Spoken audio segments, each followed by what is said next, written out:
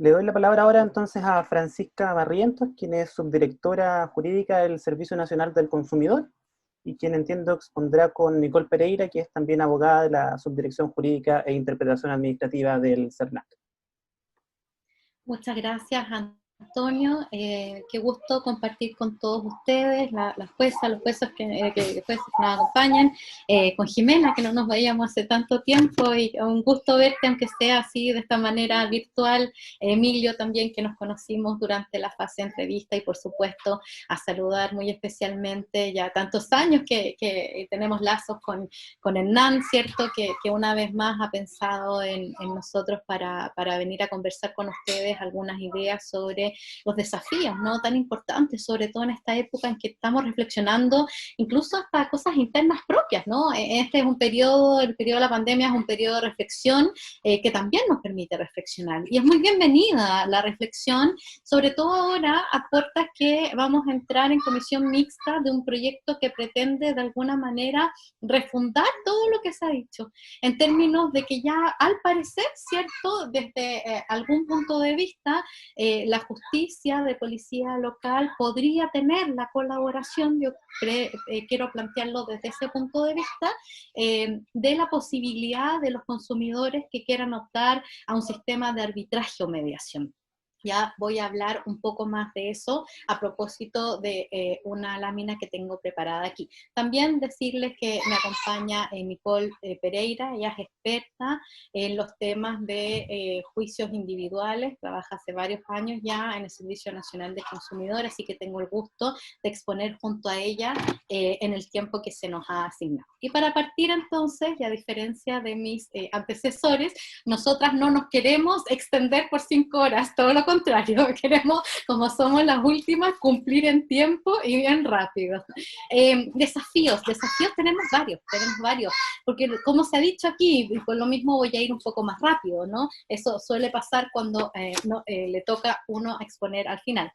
Los jueces de policía local conocen muchas materias, muchísimas, y cada día más. Entonces, la problemática expuesta en materia consumidor hay que mirarla también desde esa perspectiva más general, holística o integral, si se quiere, ¿cierto? Ya no son juzgados municipales desde hace mucho tiempo, ya lo dijo mismo Hernán, Emilio lo refrendó, etcétera, ¿cierto? Pero sí tienen, y quizás podríamos conversar un poco más de esto, pese a todos los esfuerzos que se han hecho, esta doble dependencia, por llamarlo de alguna manera, al Poder Judicial, pero también en el fondo a los municipios, que podría reflexionarse hoy en día para ver su adecuación, ¿cierto?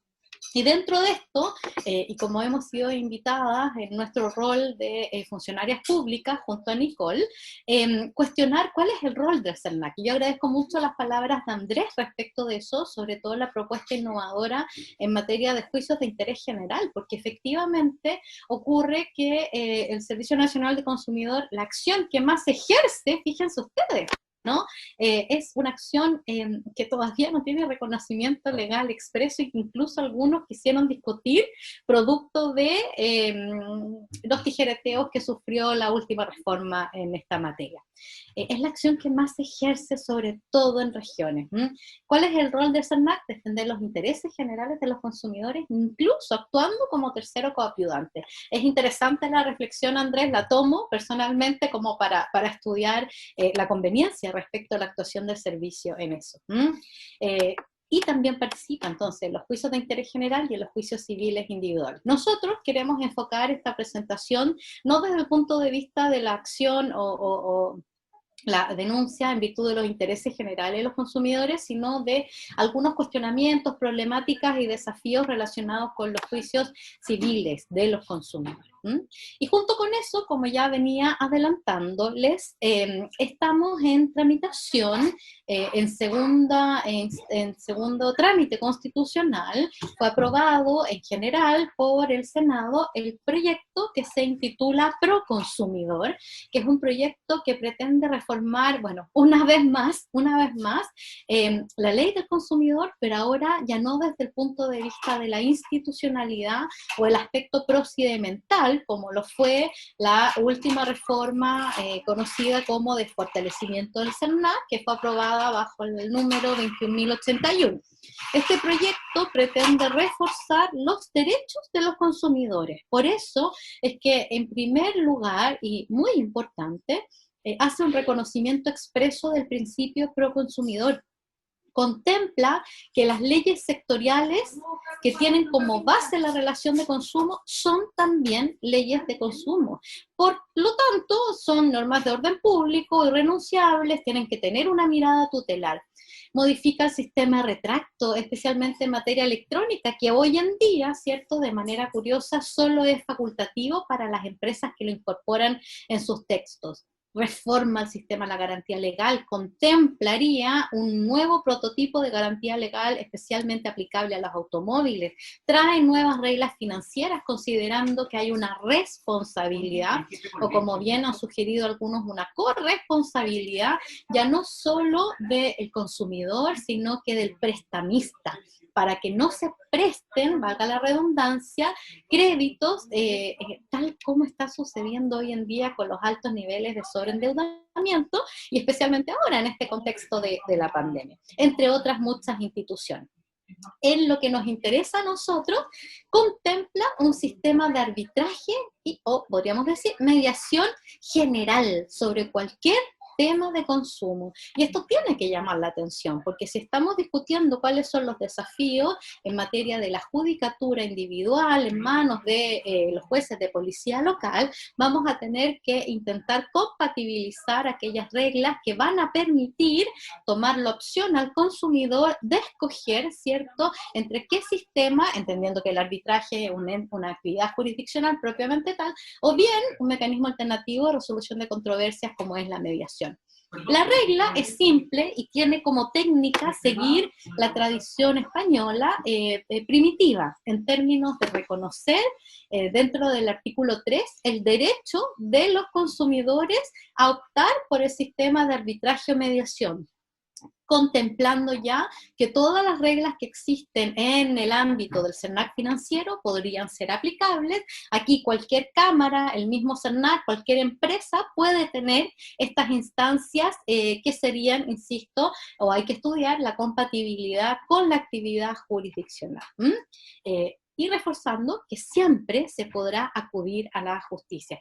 Es un arbitraje, una mediación gratuito para el consumidor, lo debe costear el proveedor y solo se establece en la ley el derecho a ser informado de este procedimiento. Todo lo demás va a ser objeto bien de los reglamentos que ya existen o bien de los sistemas que impulsen de forma voluntaria las empresas, gremios de empresas, cámaras, etc. Junto con eso, aprovecho de saludarlo también, y vamos a hablar mucho de algunas palabras y estudios que ha hecho el profesor y juez Ramón García. Cuando se habla de desafíos, él ha dicho con mucha pertinencia, ¿cierto?, que el principal problema es de un rompecabezas, y yo creo que tiene mucha razón, la verdad. O sea, hay múltiples desafíos en esta materia, y más que un rompecabezas, él enfatiza en el fondo que no termina de encajar. O sea, no es solo que un puzzle está disgregado y que tenemos que hacer el desafío de armarlo. No, es que no encaja además. Y no encaja, bueno, también Andrés lo mencionó de alguna manera, y todo lo compartimos, ¿no? Esta dualidad que existe entre, y ahora viene, ¿cierto?, la normativa que supone, ¿cierto?, que enfrenta un consumidor en los juicios individuales, porque puede ser la normativa de justicia policial local o bien de manera supletoria el CPC. Y yo también aprovecho de celebrar, ¿cierto?, la decisión de Andrés respecto de aplicar de manera supletoria el Código de Procedimiento Civil solo cuando beneficie al consumidor, pero es una de las tendencias, ¿cierto? Y quizás a título de desafío la idea sería generar el convencimiento a nivel macro, ¿cierto?, para que más jueces tengan esas lógicas, porque lo cierto es que el Código de Procedimiento Civil nunca pensó ni piensa, lo más probable es que no pensará, ¿cierto?, en la relación de consumo. Piensa en un principio dispositivo, en general tiene constreñido las actuaciones de oficio del tribunal, las nulidades son el sistema en general es completamente distinto, ajeno, ¿cierto?, a la lógica más bien tutelar y la lógica incluso de dirección o de promoción que tienen los jueces de policía local en el ámbito de la ley, ¿cierto?, 18.287. Desde este punto de vista, la intensidad de los roles, como aparece en la primera lámina, es distinta, las lógicas son distintas, y ya no solo es un problema de la ley de policía local y SPC, también es un problema que es intrínseco a la ley de consumo. La ley de consumo es una ley eminentemente infraccional, y que luego de eso, claro, en el pensamiento, yo diría que quizás un poco más histórico, existe esta idea de la dependencia de la acción indemnizatoria o todos los remedios civiles respecto de la multa, ¿cierto? Nos cuesta justificar el hecho que el legislador primero quiera sancionar a la empresa y luego, o de manera accesoria, ¿cierto?, atender lo que quieren los consumidores. ¿Qué quieren los consumidores?, ¿cierto? Y luego hay diferencias respecto a los procedimientos. No me quiero detener en eso, sino que a seguir avanzando en beneficio del tiempo, y porque ya también se han pronunciado con anterioridad y mucho mejor que nosotras los anteriores ponentes. Segundo gran desafío, que se divide en una serie de desafíos más, que aquí están presentados a título de pregunta, que en el fondo obedecen a las siguientes temáticas. Sin perjuicio que existen otras más, nos ha parecido muy interesante conversar con ustedes estos 4 puntos, que son los más desafiantes a nuestro juicio. ¿Cómo van a operar las cargas dinámicas probatorias? ¿Qué va a pasar con la fundamentación de los fallos en términos de agravantes y atenuantes? Y yo creo que aquí importa mostrar la experiencia, qué está pasando, ¿no? Ya no nos tenemos que preguntar qué va a pasar, ya existen experiencias y hablemos sobre ello. Luego Nicole va a hablar un poco de la sana crítica y el tema de las tachas y la comparecencia personal. Respecto a las cargas probatorias dinámicas, bueno, es una institución nueva, ¿cierto?, que está recogida en la última reforma a la ley del consumo y que, tal como se ha dicho, ¿cierto?, se va a distribuir, o se está distribuyendo, o quisiéramos que se distribuyera en realidad, la carga probatoria en razón de la disponibilidad o la facilidad probatoria. Esa es la regla.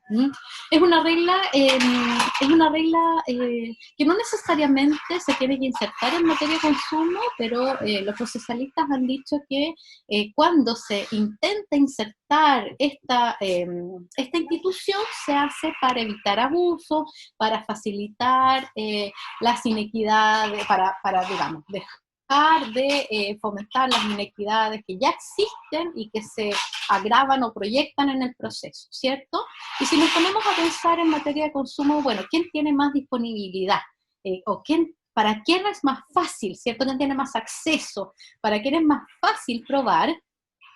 Quizás la mayor parte de las veces vamos a llegar a la conclusión que aquel que tiene la prueba o aquel que es más fácil proveerse la prueba va a ser el proveedor, ¿cierto? Va a ser el proveedor. Es como, o incluso ya cuña el hecho de decir que los consumidores no guardan la boleta, lo guardan la boleta, y eso muestra de alguna manera la dificultad probatoria que existe sobre el particular. Por lo tanto, el primer desafío, y a título de pregunta que presentamos, más allá de todo lo que se ha dicho, es que si realmente en la práctica va a funcionar la institución de dinamizar, mover, ¿cierto?, incluso más de una vez la prueba o un punto de prueba que también se discute, nosotras tendemos a creer que más bien se va a invertir la carga de la prueba. Y tenemos un caso en que eso sucedió, ¿cierto?, en un comparendo realizado en la ciudad de Santiago por un abogado del CERNAC, que le agradecemos, ¿cierto?, su generosidad en términos de compartir la información, Torres, Claudio Torres, nos mostraba que lo que está ocurriendo es que el juez, frente al desafío de tener que verificar si hay o hubo o no una infracción en materia de consumo, lo que dijo fue, en breves palabras, quien tiene más acceso para demostrar, conforme a los documentos que se necesita para ello, es el proveedor. Y con eso entonces justificó la aplicación del dinamismo de esto.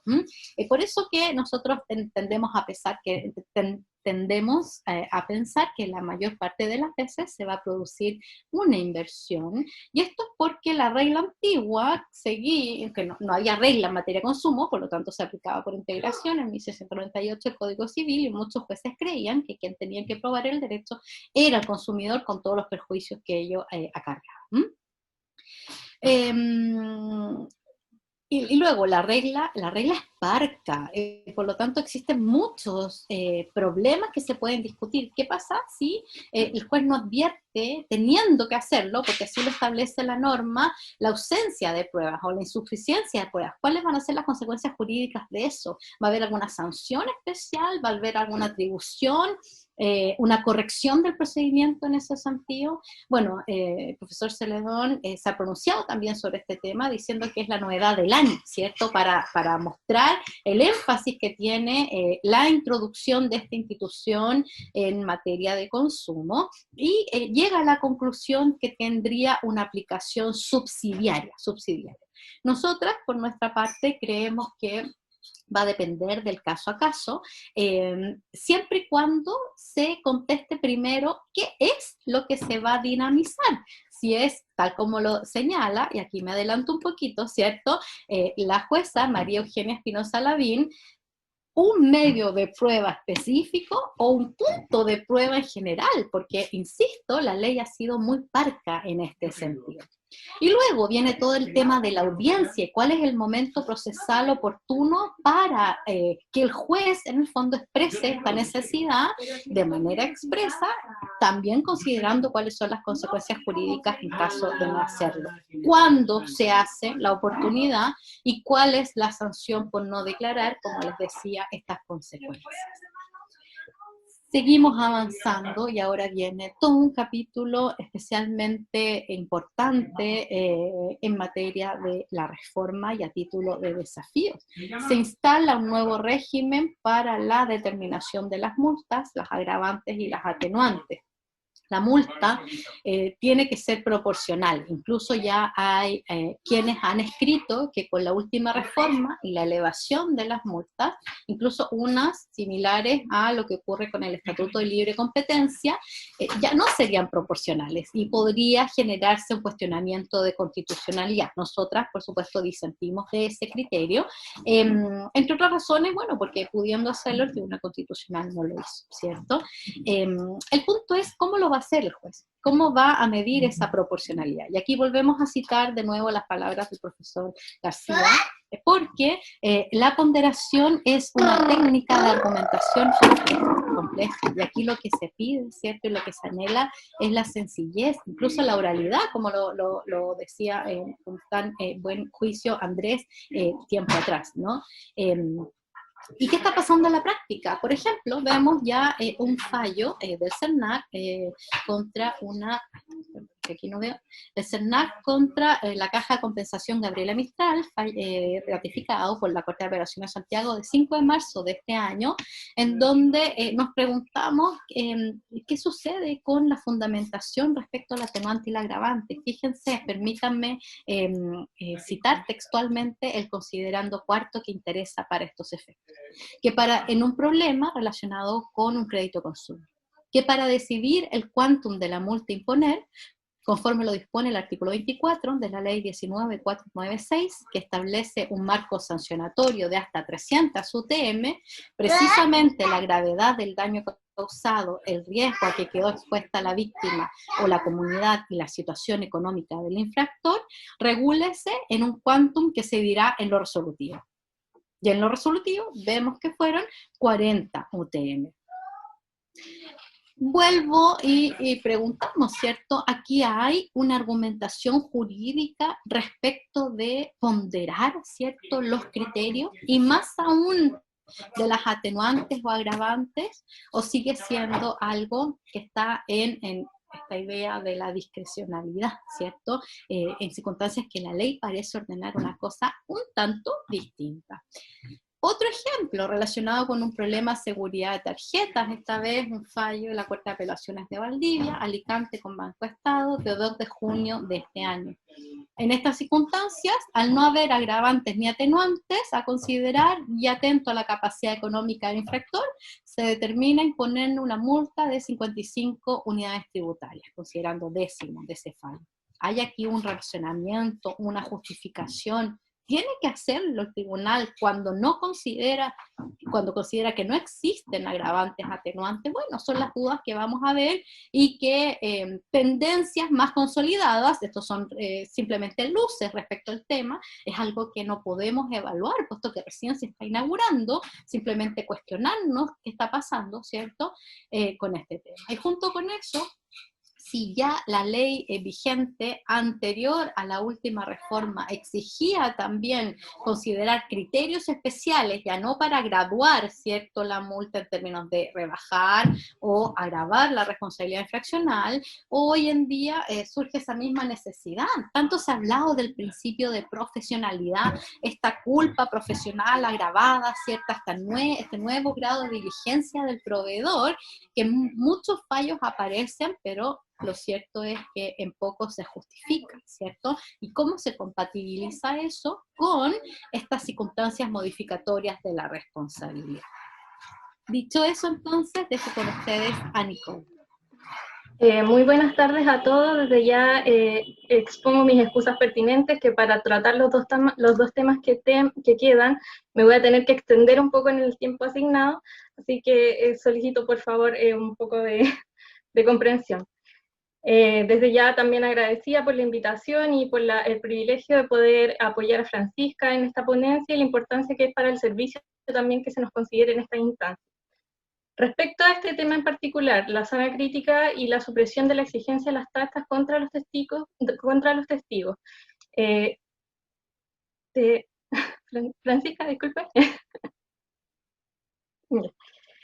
Antiguamente la tasa estaba contenida también en el mismo inciso y artículo 50C de la Ley de Protección a los Derechos del Consumidor como una mención expresa.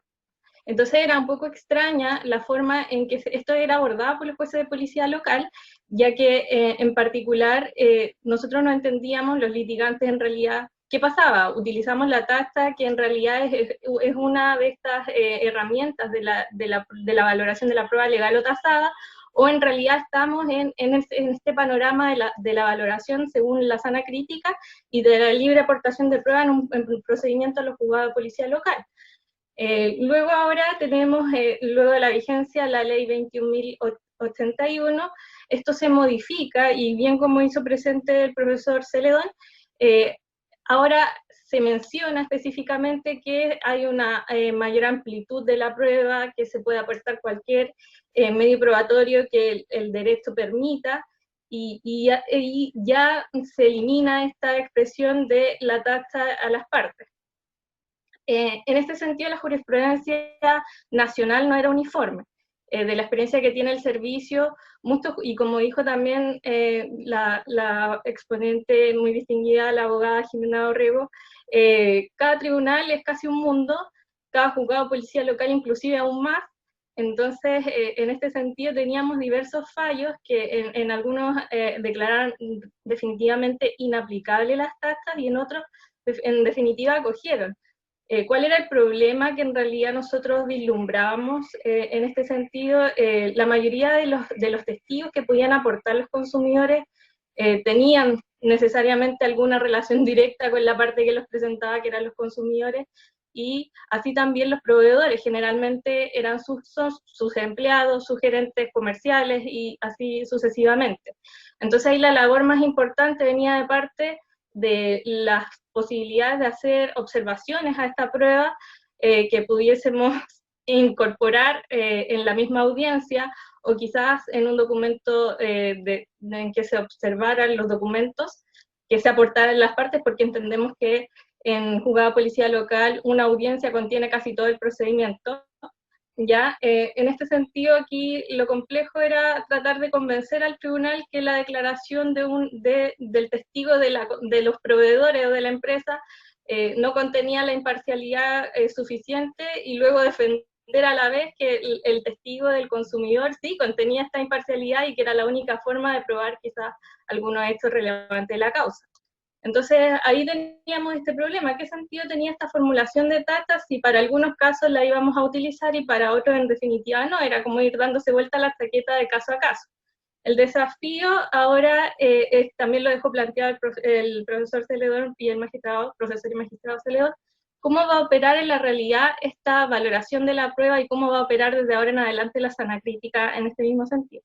Francisca, por favor, la siguiente slide.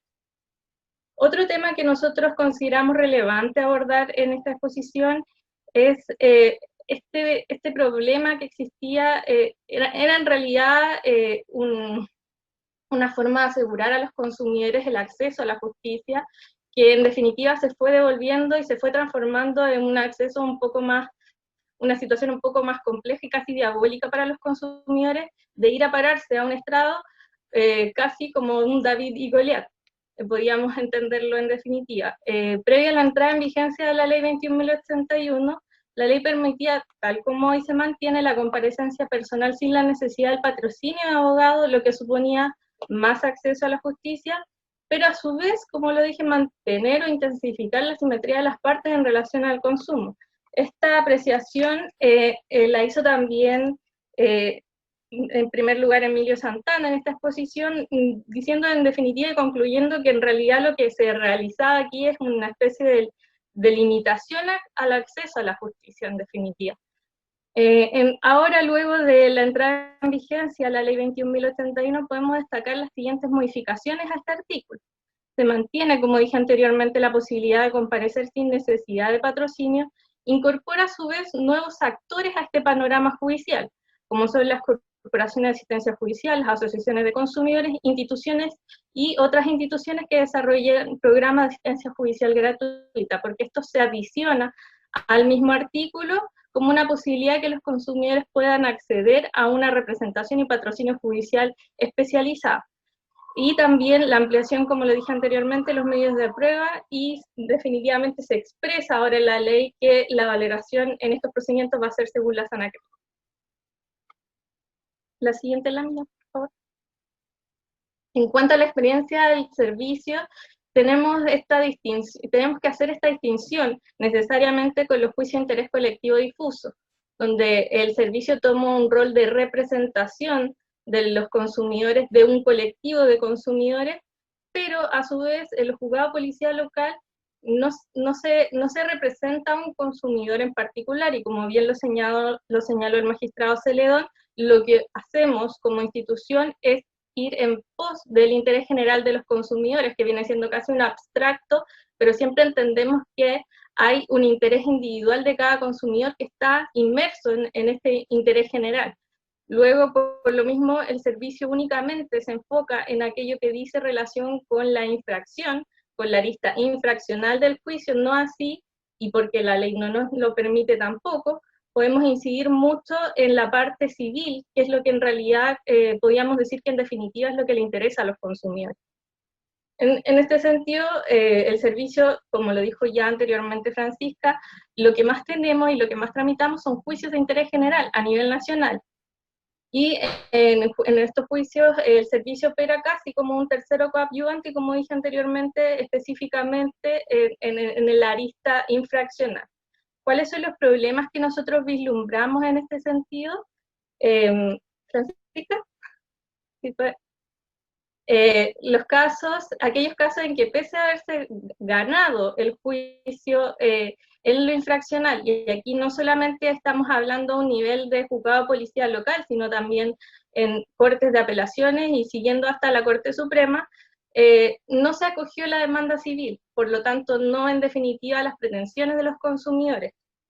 Como casos puedo mencionar, para no ser centralista y no hablar siempre de Santiago, voy a mencionar algunos casos de regiones como el rol 95-2018 de Policía Local de la Corte de Apelaciones de Rancagua, en el que luego de haberse rechazado tanto la querella infraccional como la demanda civil del consumidor por el juez de Policía Local, en segunda instancia esta decisión se revierte pero únicamente gracias a la apelación que realizó el abogado del servicio, y el consumidor no se hizo parte en segunda instancia, por lo tanto no pudo perseverar en su pretensión.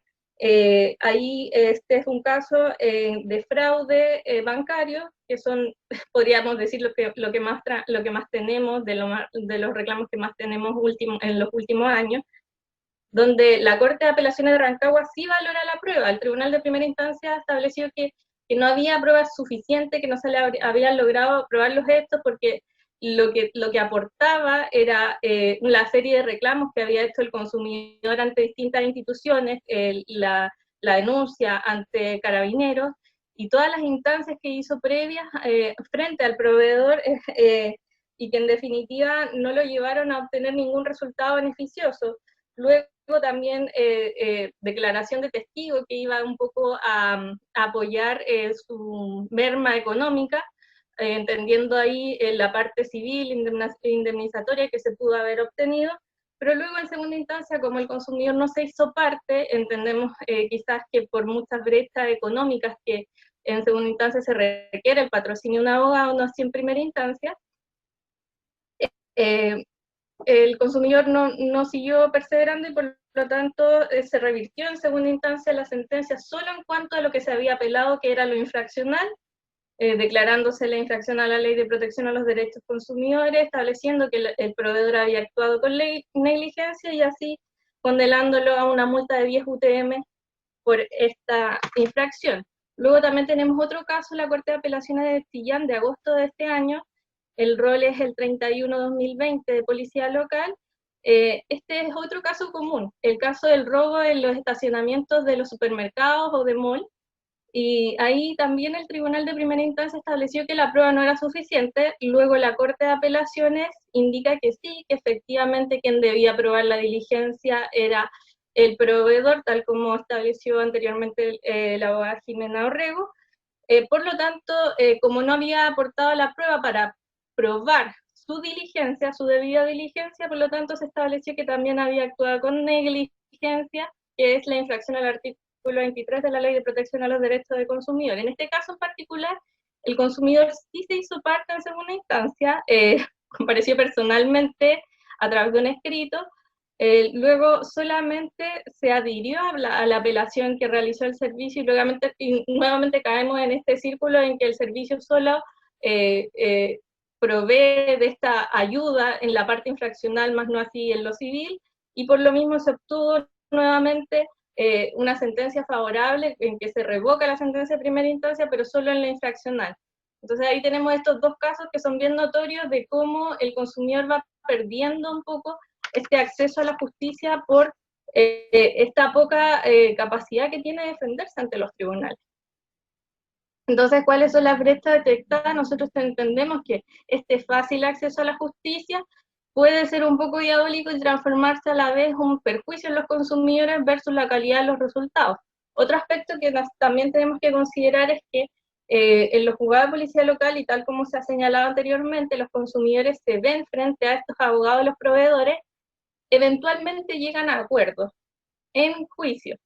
Y estos acuerdos, ¿cómo son? O sea, claramente la parte va a ver el beneficio de cada uno, y luego el tema de que el servicio no pueda intervenir en este tipo de aspectos civiles, muchos tribunales se lo toman como muy rigurosamente, en el sentido de que tampoco podamos en esa instancia un poco asesorar a los consumidores en cómo tienen que ser redactados estos acuerdos, si es que se establecen plazos para los cumplimientos, si es que no, la forma en que van a ser pagadas las indemnizaciones, si es que no.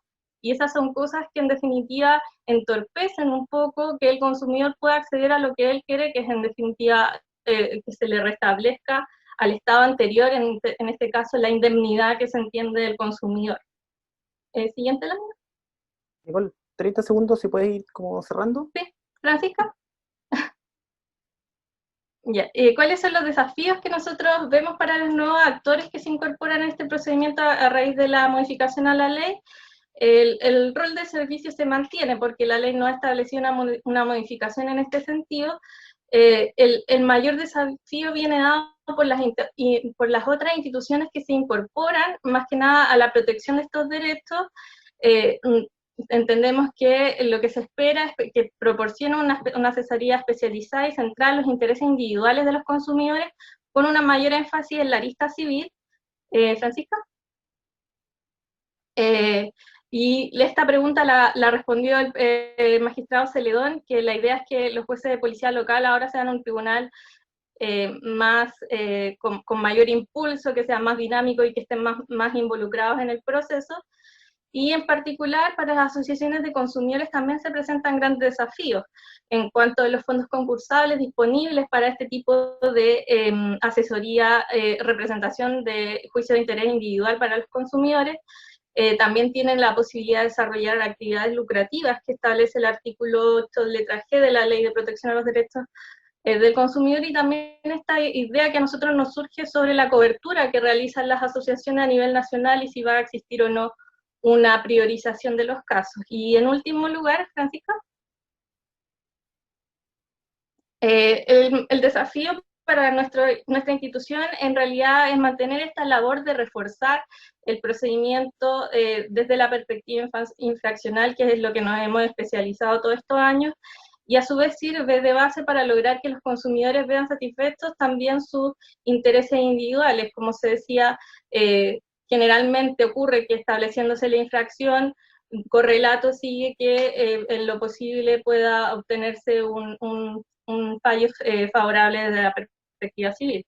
Hoy existen esfuerzos concretos desde este servicio con la generación de convenios de derivación de casos desde nuestra subdirección estratégica y proyectos institucionales de servicios de usuarios hacia estos nuevos actores, y es en lo que estamos trabajando actualmente. Con esto concluimos y nuevamente reitero las gracias a la CONADECUS por la invitación y porque en realidad al servicio le interesa estar siempre presente en este tipo de actividad. Muchas gracias.